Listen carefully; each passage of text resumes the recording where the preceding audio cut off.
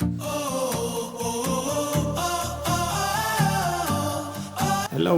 good morning mga kabagis. Halina samahan niyo ako papuntang norte. Alam niyo ba na ngayong Sabado de Gloria ako pinili madaling araw dahil nadala na ako ng mga previous na biyahe ko pagka Miyerkules at Pebes. Matraffic. Ito ngayon, nandito ako ngayon sa North Luzon Expressway. At biyahe tayong papuntang norte.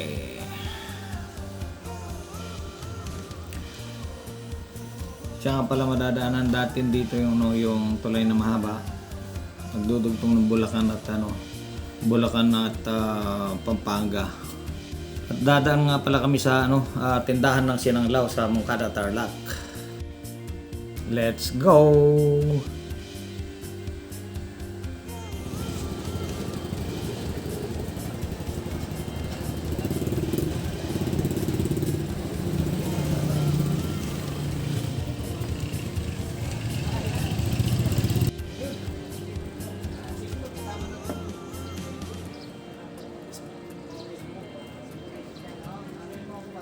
Sige po.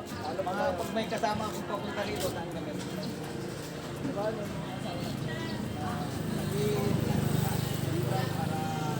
Pasigatin natin yan. Pupuno yan.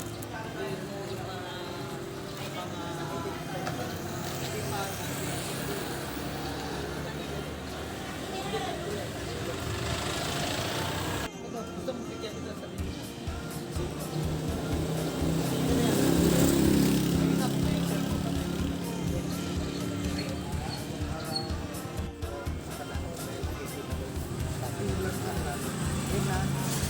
Game na daw.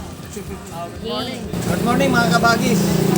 Alam nyo, galing pa ako ng Laguna at sinadya kong puntahan ito dahil papunta akong Baguio. Sinadya ko dahil nakikita ko lagi sa YouTube.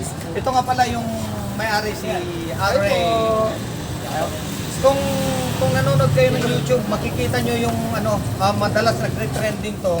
May challenge pa rito na ilang minuto yung kakainin. 90 seconds. 90 seconds kakainin yung Sinanglaw. Kaya yung mga mga tropa natin diyan sa Laguna o kung sino yung mga tropa ko sa Maynila, dito sa may part ng Moncada. Kung approaching Moncada kayo, before town ng Moncada, may kaliwaan doon, ipagtanong lang yung nagluluto ng sinanglaw. Sikat na to rito sa kanila. Yes. Kaya ako nagpapasalamat din na na-meet ko si Alre, may-ari. Siya nga pala itong sinanglaw nila, hindi tayo sinwerte dahil isang oras pa, hindi na kami pwedeng makahintay. Ito yung apat na kaldero. Okay na. Apat na kaldero, hindi na kami makapaghintay. Anyway, maraming salamat. Thank you po. Alright. Salamat. Thank you. Maraming salamat. Thank you po. Tara na po sa sinanglawan namin dito sa Kamanggaan, West Moncada, Oo, Tarlac. Kamanggaan. 24 hours open. Thank you po. Salamat po. Thank you, Andre. Okay lang po makuhanan po kayo, Dito nga pala yung loob ng Alray Sinanglaw. Ganito kaaga. Pagdating namin kanina, sabi mga isang oras pa, kaya medyo tagal na kami dito. Ito Ito mga customers. Ang aga-aga, talagang pinupuntahan na to. Okay. Sinanglaw.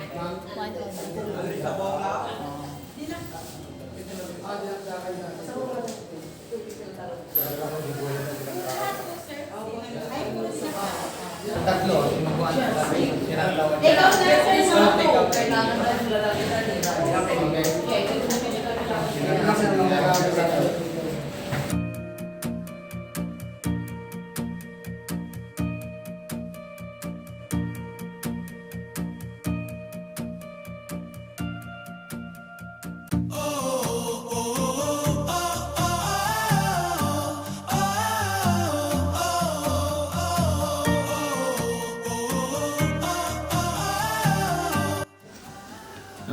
Okay, at hindi na kami masyadong nagtagal doon dahil kailangan naming makarating bago mag-lunch sa Baguio.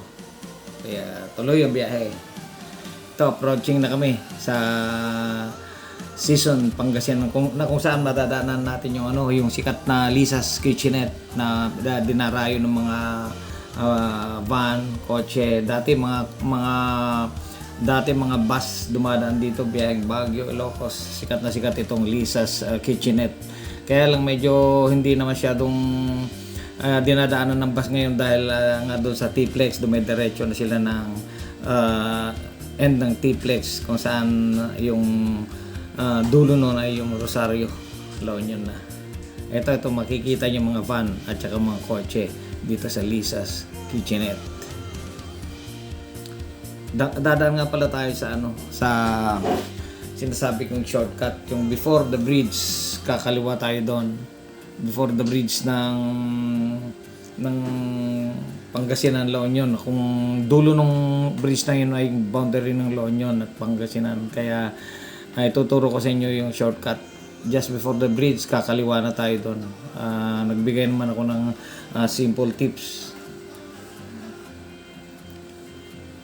Lalo na sa mga newbies na na gustong bumiyahe ng Baguio. At saka meron na rin isang bypass ng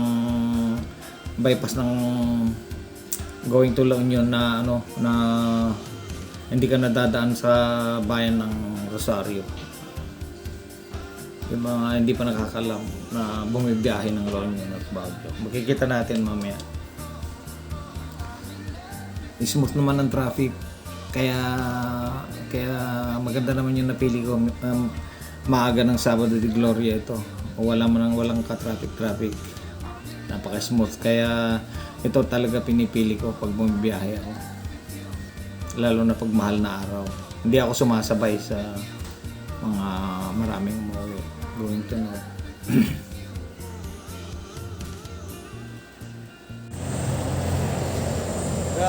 Konting tips lang para sa mga newbies na pupunta ng La Union at pupunta ng Baguio. Kung manotice nyo itong tulay na to, andun yung dulo ng boundary ng La Union. Ngayon, bago nyo ma-reach ang bridge, yung mga newbies lang na aakyat ng Baguio, dito na kayo kakanan, sa ilalim ng bridge kayo dadaan, diretso na papuntang Baguio. Ngayon, just after the bridge naman, kung gusto nyong mag-bypass, going to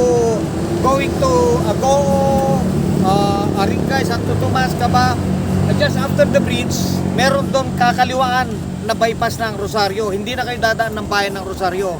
Ito ay tips ko lang sa mga gustong bumiyahe ng La Union at bumiyahe ng Baguio. Dito makaka-shortcut ka kasi ng malaki. Kung dito ka nakumanan sa ilalim ng tulay, diretso na ng Baguio. Hindi ka na dapat dumaan pa sa bridge. Okay? Tapos, yung pangalawa, yung sinabi ko na bypass ng Rosario, hindi na kayo dadaan ng Rosario kung pupunta kayo ng part na La Union. May bypass na dyan after the bridge, sabi ko kanina, kakaliwa na doon, dire-diretso na yun ng La Union. Hindi na kayo dadaan ng part ng Rosario. Okay? Thank you.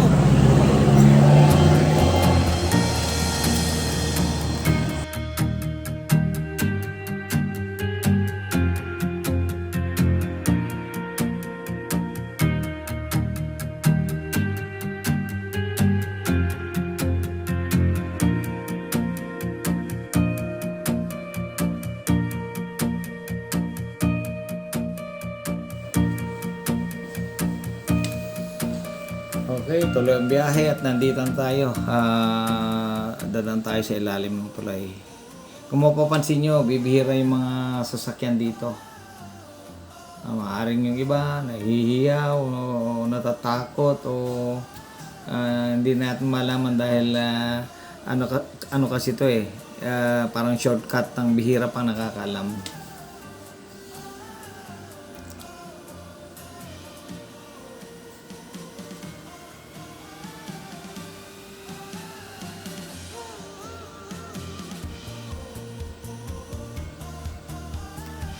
Magkakasalubong dito yung galing doon. Kung mapapansin nyo yung mga dating bumibiyahe na doon sa kabilang side, yung Welcome to Mountain Province na arc, hindi na madadaanan kasi nag-shortcut tayo dito. Magsasalubong kung doon ka dumaan at saka dito magkikita nyo yung tulay, yung bali doon magdudugtong yung tulay, yung daan na to at saka yung daan galing sa kaliwa.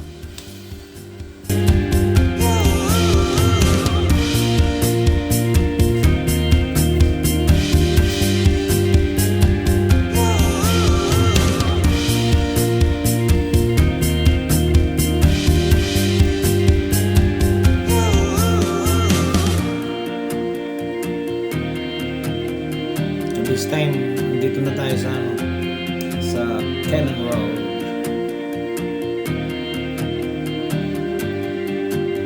Madadaanan natin uli yung ano,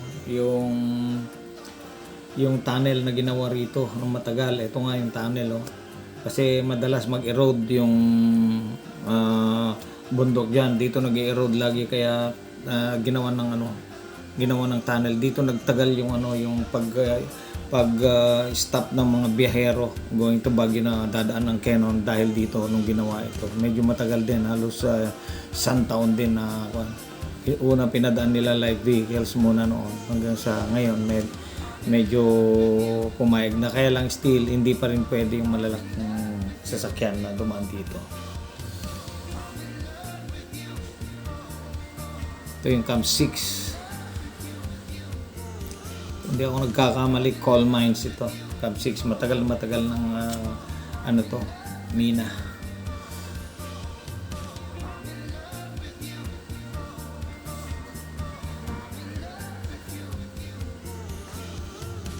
Ito, lumagpas na kami doon sa ano, doon sa Lion. Hindi na kami dumaan dahil alam nyo ba na hindi ka makapark at this itong time na to.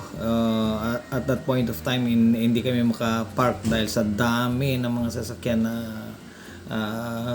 bumababa at humihinto doon sa Lion na yan. Kaya dumiretso na kami.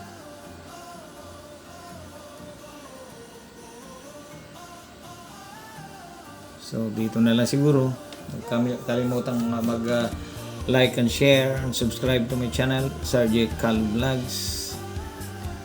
At shoutout na rin sa lahat ng mga subscribers natin dyan, tsaka watchers, viewers. Maraming salamat sa mga pagsuporta kay Sergey Calo Vlogs. Thank you.